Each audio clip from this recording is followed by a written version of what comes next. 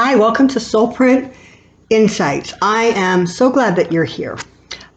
So the Energy Circle has had a fabulous beginning, and I'm very, very excited about that. And I thank each and every one of you for the amazing suggestions. We are going to work our way through them, and for the amazing support that you are showing this channel and me. It's so appreciated. You can't know. If you feel like I am offering something and you would like to share it with others, please feel free to do so. I feel very strongly that this channel is going to attract those who most need or want or desire the message. And so please feel free to share it, like, thumbs up, comment, all of that, subscribe, of course. All of that helps to grow and build my channel. And the bigger it is, the more people it can reach. And that really is the prime motivation. Okay, so the Energy Circle was amazing. And so I thought maybe it was time to actually have a conversation about what energy is and what the power of that energy is. So this is direct channeling of Masudius, and it's actually several pages long, so I'm hoping that I can get through it. I have my handy dandy cup of tea here because my voice feels a little wonky today. I don't think it's anything important except just winter weather. Sorry, excuse me. So, yeah, let's get started. Okay, reading specs, because God knows. God, this getting old thing is really not fun. Okay, so my question to Masudius was, what is the actual power of energy? Now, I will tell you this before I start reading this answer. In my humble opinion, this is probably one of the most important messages in some ways that Masudius passed on. And understand, these readings are coming from a manuscript that I actually wrote. So I'm talking about a book of information, and I'm saying this is probably one of the most important ones because it gives real clarity to the energy that's around us and how we work with it and understand it. And that's just incredibly powerful. I would not be surprised if many of you feel as if you need to go back and listen to this over and over again. Frankly, I wrote it and I still have to go back and review it on a continual basis because it reminds me of what I know that I forgot to remember. Here we go. What is the power of energy? Understanding that everything is energy, vibrating at various rates and frequencies, is just the beginning. Energy is the basis and foundation for all that is and all that surrounds you. As such, with intention to varying degrees, that energy can and should be utilized for the purpose of life. It was always intended to be the stuff of life. The energy rush of love, or the power of healing, the intensity of concentration, the force of physical strength, the exuberance of children at play. This and all that surrounds you is energy made manifest. Let us look to the growth of the human body and see that the life force of energy required really is beyond the mind's comprehension. But yet, seemingly without much effort, does the body grow, thrive, heal, and change. Look to the nature of the gentle energy of growth and the mighty energy of natural storms, the balancing of energy forces within the earth. Look to the arts and see the energy of music and the power of the written word, the beauty of art, and the wonder of all that is.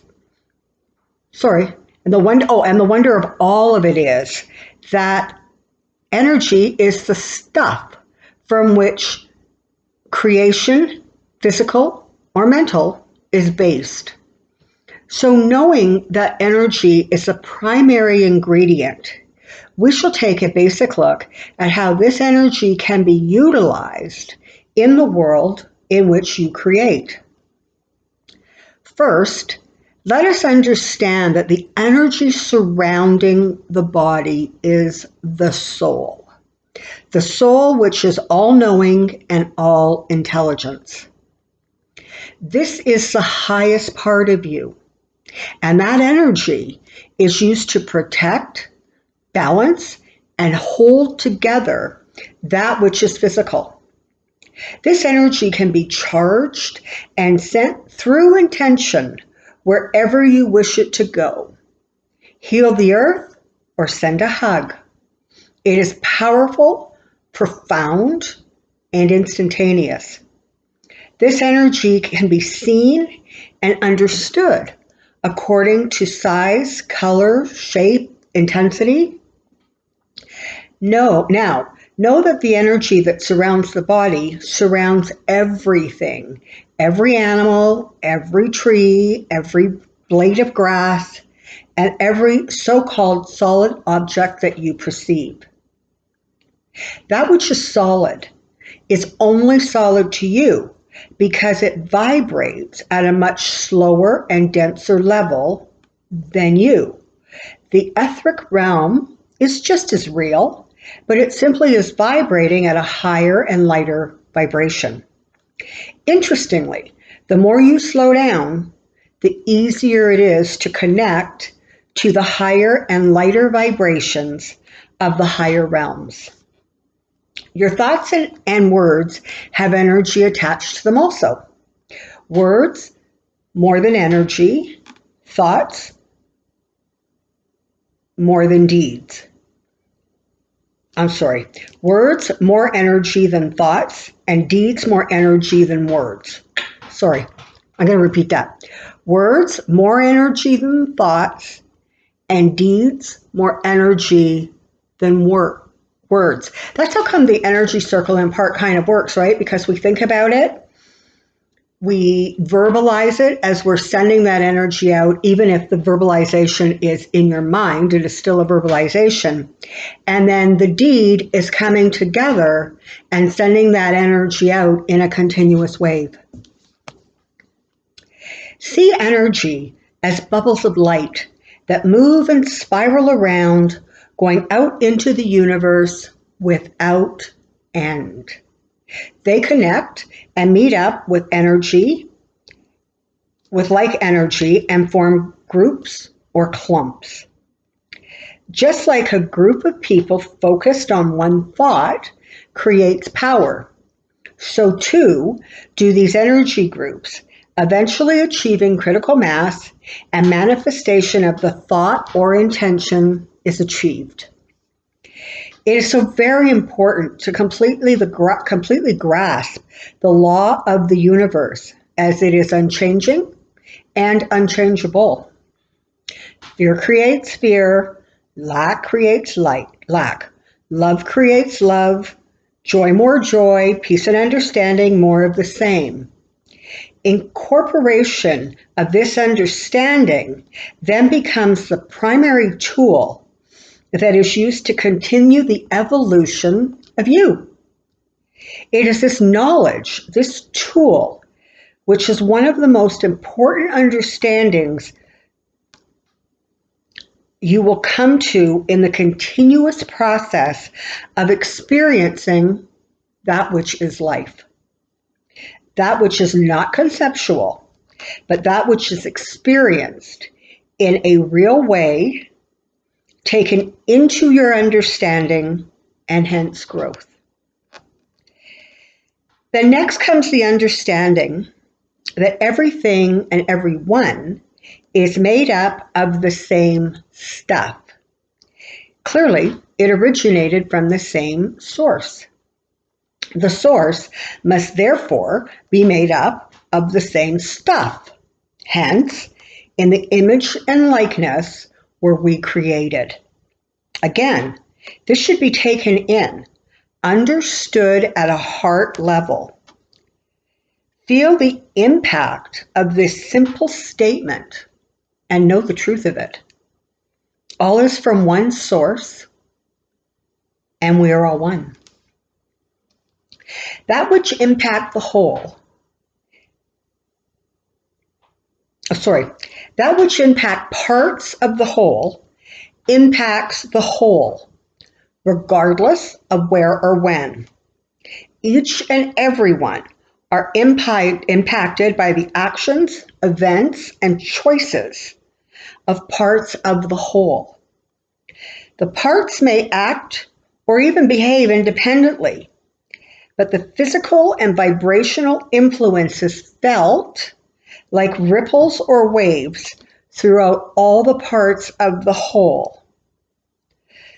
Look to the quality of water you drink, the air you breathe, and say this isn't so. Look to the outpouring of love and support given to those affected by natural weather events. Look to the global effects of the depletion of the rainforest and the fires in Australia and the ones that were in California. And I'm sure there's some other places in the world too. The impact of the loss of the many plants with healing properties yet undiscovered. They've now been destroyed. On this basic and unchanging law of the universe is understood, once this basic and unchanging law of the universe is understood and acted upon, clearly comes the understanding that what I do to me, I do to my brother. The highest, oh my goodness, my papers are sticking. The highest love, therefore, should be to the self. In loving and appreciating the wonder and beauty of you, you then extend that vibrational energy out into the world and its inhabitants. Like energy attaches and attracts like energy. Energy is neither good nor bad, positive or negative. It is simply energy which attracts itself. Therefore, the intention of the energy released is the result of the energy being released. Again, therefore, the intention of the energy released becomes the result of the energy released. If the intention be for healing, growth, abundance, and love, that is what will be returned. Should this energy be of fear and lack, that is what will return. Understand, there is no arbitrary God who says yes to you and no to you. Your choices and thoughts create exactly the world you live in. There are no victims and villains, no blessed and denied. There are only those who remember the unbending laws of the universe and those who have forgotten. When free will was given, it was given unintentionally. End of statement. There were no clauses or addendums added. This was the gift of our Creator, to create our existence and live by our choice and free will. We were given the tools to create and the freedom to see and experience the results of our creations, one way or the other. We were given an energy force of incredible power and brilliance, with the ability to understand and create all that we see around us. The road each travels is their choice and their free will. The pathways unlimited and varied, and a continuous evolution. Each soul has as many experiences and opportunities for experiences as they choose. You can go up, down, forward, backwards, or indeed round and round as many times and as often as you like. The choice is always yours. You can be here or there. This is not a stagnant universe. but one of eternal expansion and creation. This is not a stagnant universe, but one of eternal expansion and creation. Hang on.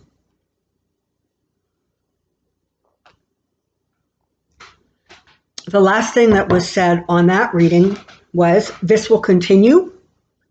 I remain Masudius. So obviously the next question was, Masudius, would you like to continue at this time? Yes. Thank you again, and we will continue. As I was saying, the universe is ever expanding and ever creating. This is not stagnant, nor is the evolution of the soul. The soul being the most magical and profound piece of the Creator. That which is infused into each and every one of her creations.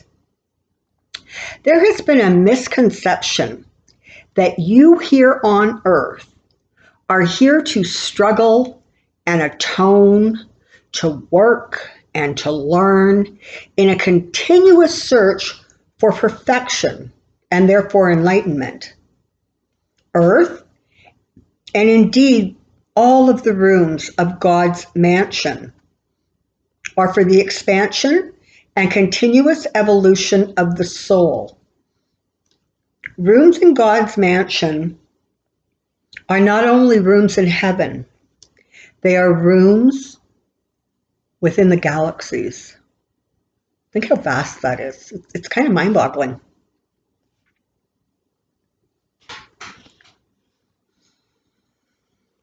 Earth, and indeed all the rooms of God's mansion, are for the expansion and continuous evolution of the soul. They are, and always were, intended to be a playground. The sacred place where, in assuming physical bodies, the spirit could and would experience the physical, and therefore incorporate those experiences into the continued expansion and understanding of the soul. This idea that there is atonement is an inaccurate twist on reality. Understand, before each and every soul returns to the physical, there are many, many helpers put in place, both here and there, who have committed and vowed to assist and help the returning energy achieve its desired goal. These may evolve into your family members, friends, teachers, strangers on the street, who appear at just the right moment. They may be that coworker that you cannot get along with, or that in-law that drives you crazy. Circles upon circles, interconnecting. These agreements are in place for the benefit of all who connect, and these agreements are very often two-way streets. These intentions become your soul print. You must understand that to know yourself as a certain thing or energy, you must have the experience, often both sides of the experience, just to know where you stand. How can you know that you are generous if you do not experience yourself as both generous and miserly? How can you know generous if you have not both given and received? How can you know generous if you have not both accepted and denied? It is this process that you define for yourself where and who you are in terms of generous. Now think for a moment of all the traits and virtues Think of all the physical experiences a soul may wish to experience, to know themselves as. And then comes slowly the understanding that the process is ever expanding and ever creative. For it is indeed the nature of expansion that when you reach the highest pinnacle, then there in front of you is a newly created pinnacle for you to reach. Thus creation and the universe cannot and never would be stagnant. Hang on, excuse me.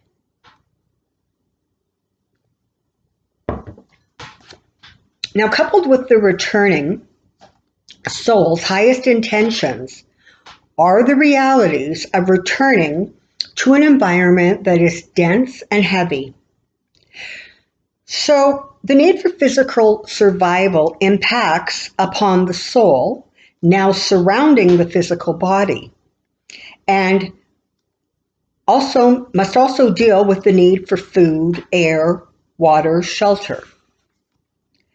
Know that there are helpers in place both in the physical and spiritual realms that have vowed and committed to assist. Careful, however, to judge not, as it is only the soul who knows and chooses the path upon it walks. Rich or poor, healthy or not, loved or abused. There are very few on the earth at any one time who clearly remember their path and do not get waylaid or sidetracked. These are usually referred to as masters. And given the history of how they have been treated, so too, their path is not an easy one.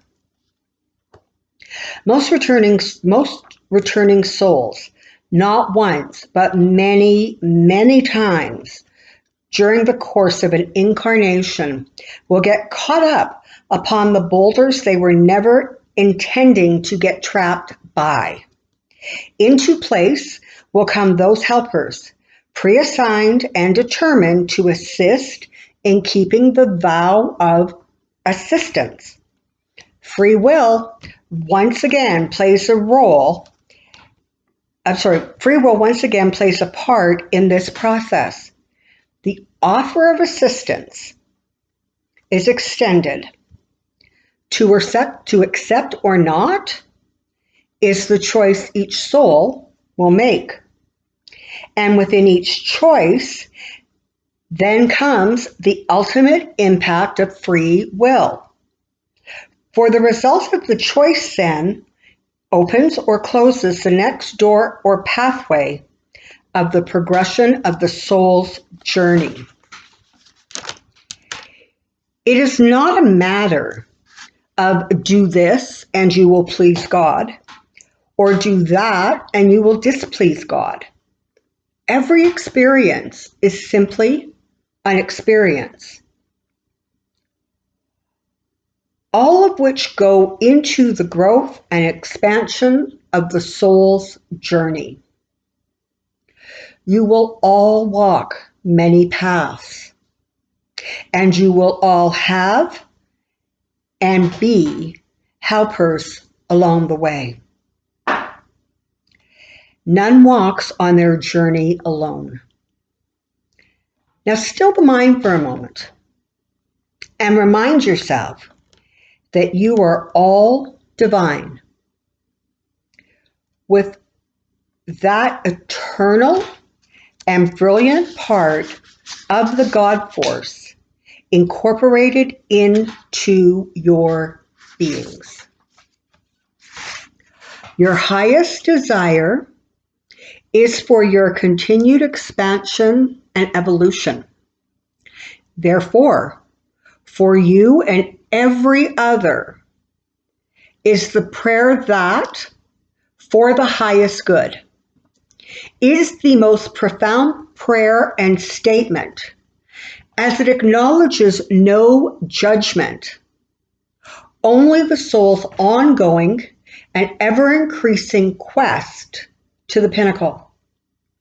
Along the way, you will be born into the physical and you will leave the physical. You will rest and recharge on the plane of the spiritual. You will be helpers on earth and in heaven and will be helped. For this is the way and the light. What you do for your brother, you do for and to you. The process is without end, for the pinnacle only begets another pinnacle.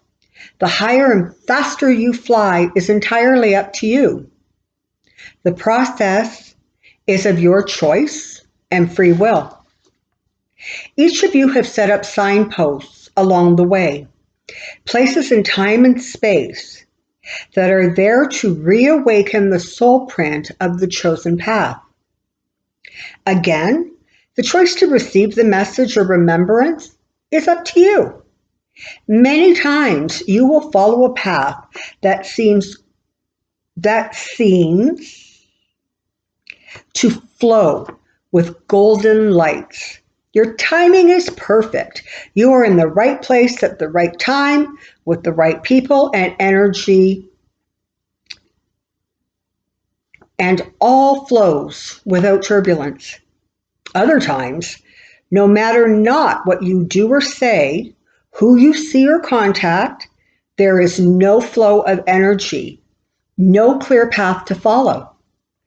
These times are the times to take a step back and evaluate the path you are contemplating.